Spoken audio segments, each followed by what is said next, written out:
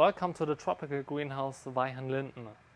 We are here in South Germany in August and I will show you a tour from the greenhouse. We also built new greenhouses, so that will be exciting in the future.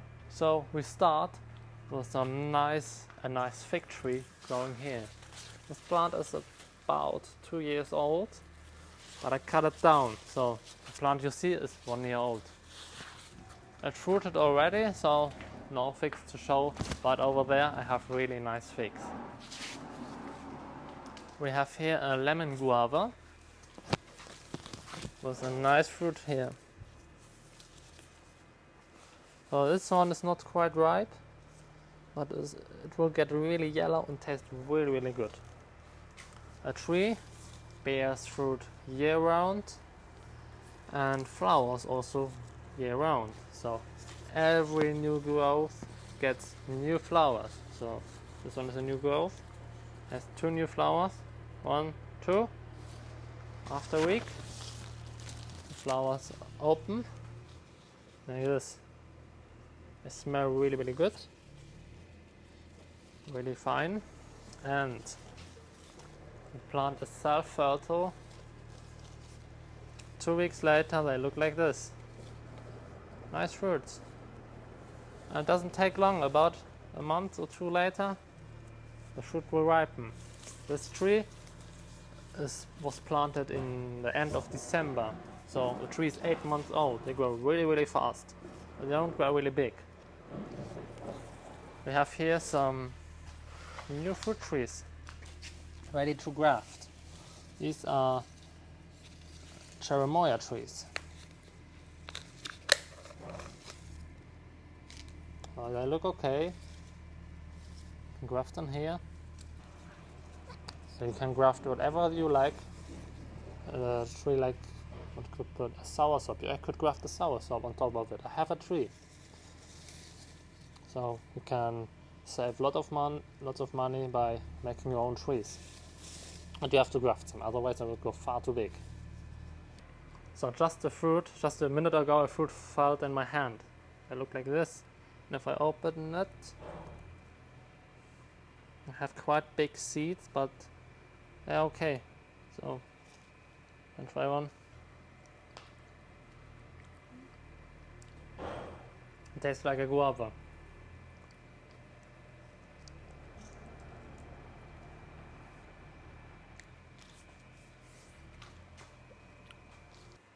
So on my left side we have some nice red sugar cane.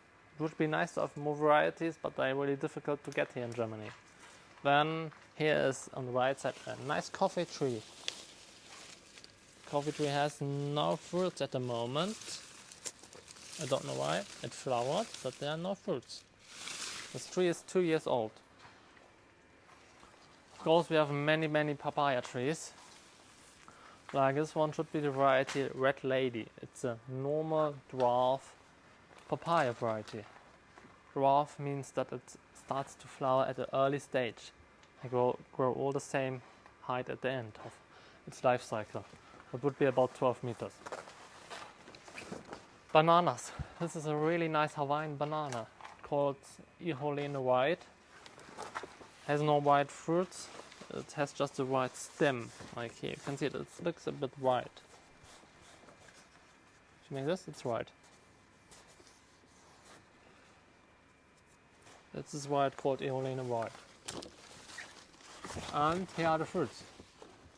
They grown to its full size, but they start to ripen in a week or 2. Could ripen also in 2 days, I don't know.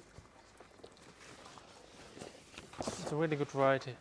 Then colocasia, papayas, galgant. It's a giant galgant and has flowers. This plant was planted last year in the pot, but I planted it out probably 4 months ago and already flowers. It can grow about 6-7 meters high. I'm glad that it didn't grow so high. We have nice begonias, start to flower. I need to cut it a bit back, but yeah. And hibiscus, this is a breed from me. So this one was the original one, the original variety, and this is the new one, what I made. I like this one a lot more, so I will propagate it and probably sell it. Here are the flowers. So just imagine if this flower combined with these leaves. So the trees, even if they don't flower, they look always nice. And you could eat this flower. Here we have some ornamental plants sitting on the tree, like this wonder orchid. Here are some blooms coming. It's a green form, so it's a green variety, green flowers, some green yellow flowers. We have some nice bromeliads going here. Now these ones are, I think I planted them a year ago. After they flower, most of them die, just like this, but they have many offsprings. Here's one, here's one, here's one, and here's one. So here on my right side are some really nice bananas. This one is the dwarf Cavendish banana type. Flower is getting a bit big, so I have to break it off, because I want the energy to go into the bananas and not into the flower. You can see now, this was the last fruit. There are no more fruits coming. I just have to break it off like this. The flower is pretty heavy. Actually, the real flowers is not this. It's just a leaf. These are the flowers. So now we have just male flowers. And male flowers do not have any fruits. So I can put it away. Otherwise, if you don't do that, this could happen. It grows longer and longer and longer. So finally I can reach it. I won't take it off. I want to cross-pollinate it.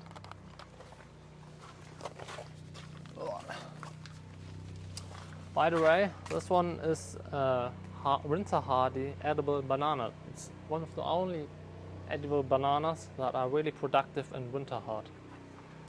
So from the Musa Bastio we go to the Begonia Revimosa. In the background you hear the construction works, so it's a bit noisy, but never mind, it won't stop the video. This one is Begonia Revimosa. It has really nice red leaves. It's extremely difficult to send to other people because they always complain if the leaves break. I cannot do anything about it. Just what I can do about it is just don't sell it anymore. So you can see they break in the shipping. They break really easy. Doesn't matter at all. Even if the plant has no stem and no leaves, they will come back. Now I will get a plant that looked dead for a year. Actually, like 20 or 30 plants. They all came back really nice, because they have like a tube and a root, really small tube. It's just like 2 millimeters wide, and from this base they come back. Actually, a lot nicer than if you make a cutting. So this one is a plant actually for selling, but I probably can't sell it because the stem is not thick enough. But you can see it really died to the ground. Nothing was left. So most people think that it's because it's a bad quality, but like in the winter time it's normal because it gets into dormancy, and because where it comes from, it has a dry season and a wet season. And in the dry season it just dries and all the leaves just are dead. But if it gets wet again, they come back. And here I have a really nice palm. What is it? Is it a queen palm? Something like that. But it is variegated. So it's not a queen palm.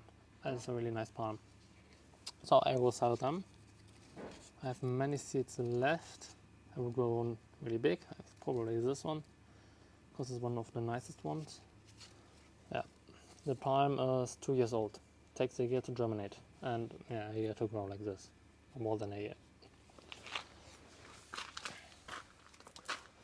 I have here a wood bee. It's a bee that cuts off the leaves and uses it for building its nests. It's a really annoying bee. It's a really big black bee, and it destroys everything. It looks funny. It's like a leaf cutting ant, just a bee what cuts the leaves. So we go further. We have many more palms, like here. Really thick spines. It's a dragon egg palm. Looks like dragon eggs. Dragon eye? I think like dragon eggs. Then we have nice ground covers growing here, like Monstera dubia. Some rare plants, Monstera dubia. Here's one and here's one. Then we have some nice bromeliads. Like here, of course, bananas. They go all over the place.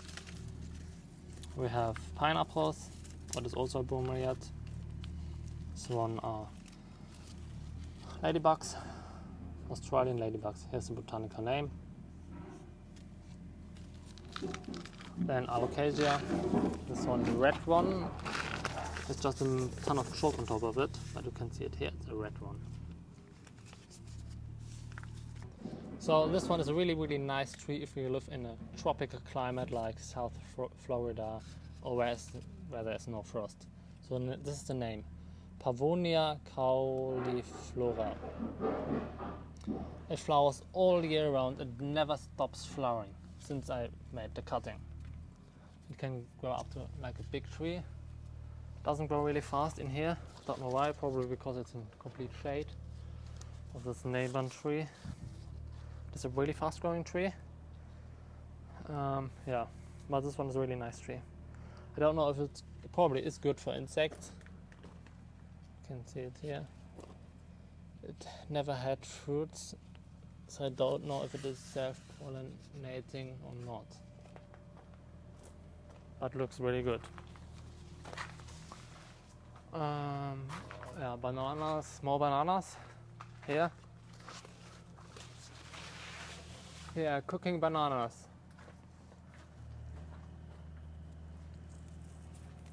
Cooking bananas, banana plants do not have so many bananas per bunch, but they are much bigger.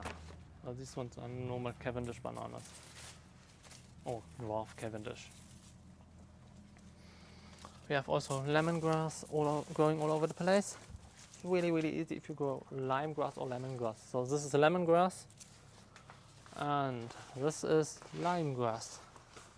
So limegrass seems to be more drought tolerant and cold tolerant. Of course, in every tropical greenhouse you need orchids. So we have here some really, really nice orchids. If you want to see the name, Cattis Ford Pinocchio. So when it was produced, how old is it? 6 years. So 6 years ago it came into this pot.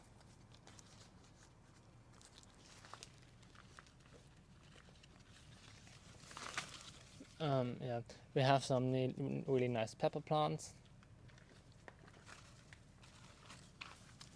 Look at these leaves, they're so beautiful. They're really shiny, have this green and pink stripes inside of it. The leaf underneath is red, so they look really, really beautiful. Here's a different pepper plant. This is Pipa crucatum. Pipa crucatum. This is Pipa sylvatica. So this one has like more silverish, shiny leaves. They are more green, but the tip, if they go really in the shade, they're completely red, pink, silverish. Like here, yeah, it's a nice example. So they're really, really nice. We have stinking orchids. bulbophyllum. They mimic a dead animal. So flies go on top of here and pollinate it. It's funny because it can move. I don't think there's any other orchid that can move like this. Really funny. So here we are in the end of the greenhouse, and we make a remake of the greenhouse, also the greenhouse structure. So we cleaned lots of plants of here, cut many trees down, and yeah, just start to replacing them. But many plants just say, like we have here a big cacti, opuntia. This one is, I think, 3 years old, 2 or 3 years. Not really old, but grows really, really fast. And has a big stem already. Like a really big stem. So cacti can grow really fast. And we have a ladybug here. Oh no, it doesn't come. Oh yeah, here it is. This one is the adult one, the Australian one. And no fruit. So here are the bananas we would transplant. I already cut them back. So they re-sprout, but they will come in big containers. So they will grow in containers because they're far too big for here.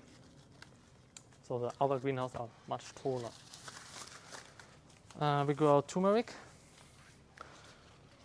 Turmeric grows always really good. I actually didn't plant it this year, turmeric, but last year I planted loads of turmeric. And I just harvested a few, like, I don't know, 100 kilos or so.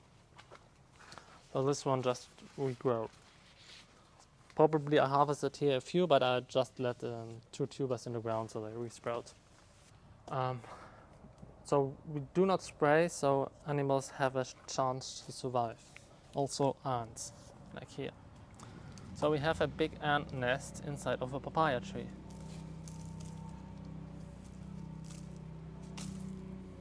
Here's an ant.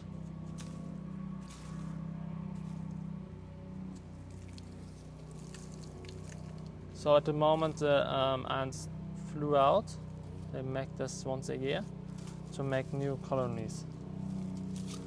So this is the reason why there are so many ants. Last week they flew all over the place.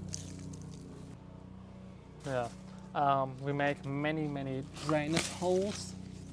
We made it in this greenhouse, like this one. This one collapsed. Actually, I fill it up with compost or anything, so the soil can drain, or the water can drain away. Because we have really loamy soil, and water doesn't drain away really good. The soil on top of it is really good soil because we applied tons of wood chips. You can see the rest of it. Or actually bark, it's more bark than wood chips. Every year we applied about 10 centimeters to 20 centimeters, what was about this thick to this. After a year they are completely gone, rotten. But it's good for the worms and the nutrients goes into the fruit. One of my biggest, far too big banana plants. This one. This one is the sugar banana. We also call it Hini Champa. It's like it's written. Or China Champa, I don't know. It comes from North India and it should go about 7 meters tall. I planted it over 1 meter deep into the soil and we applied some perlite on top of it. So it's not the full length of the banana tree.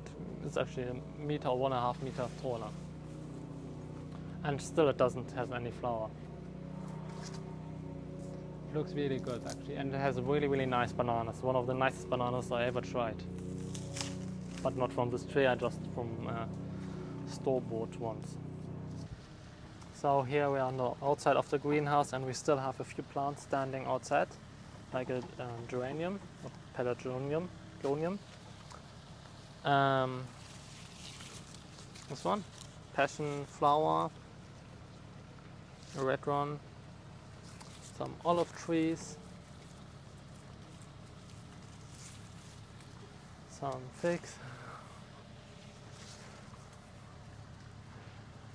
and yeah, in other case, yeah. So a wasp just stung me, and of course we grow our own medicine. So here's some aloe. This one is a really good variety, and it stung me here. Just apply it on top, and it really cools and helps. Actually, it's really healthy to be stung by bees. I don't know if it is the same with wasps, but probably. So this is the end of the video. I'm standing next to the red lady, a papaya variety, but it's a lady. So, and bye, see you next time.